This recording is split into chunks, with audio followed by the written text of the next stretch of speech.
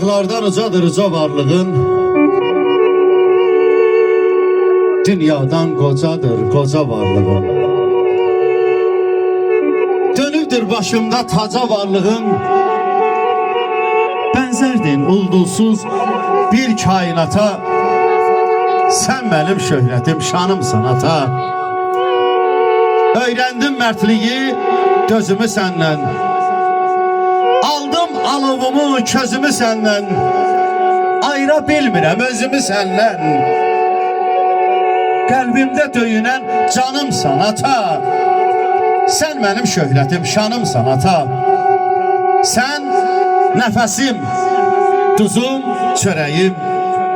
Qüvvətim, qüdrətim, eşkim, ürəyim bir dağ idin, söykəlmişdi sənə kürəyim. Səninlə ucalır adım dünyada.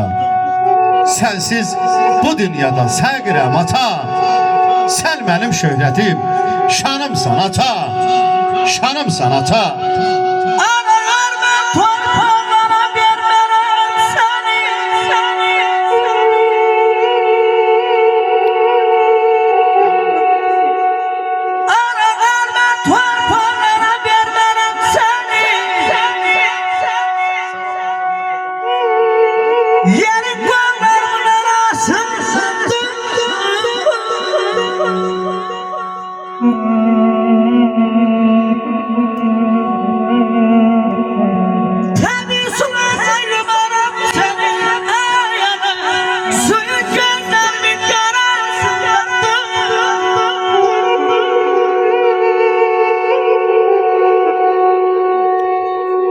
Atamın geldi ben özüm yardım.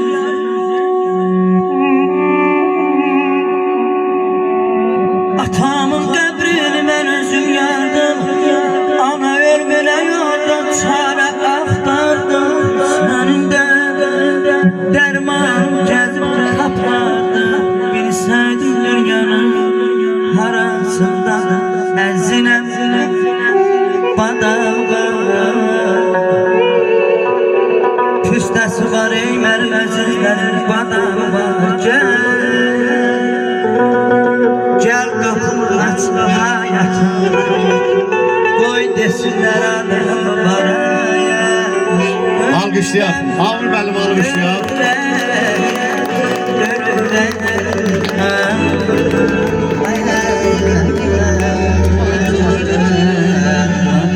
Teşekkür ederim. Allah köməyin olsun.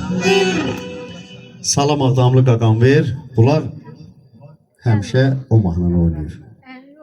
Buyurun. Gelin, de burada, de burada. Buraya gelin. Ulan seni.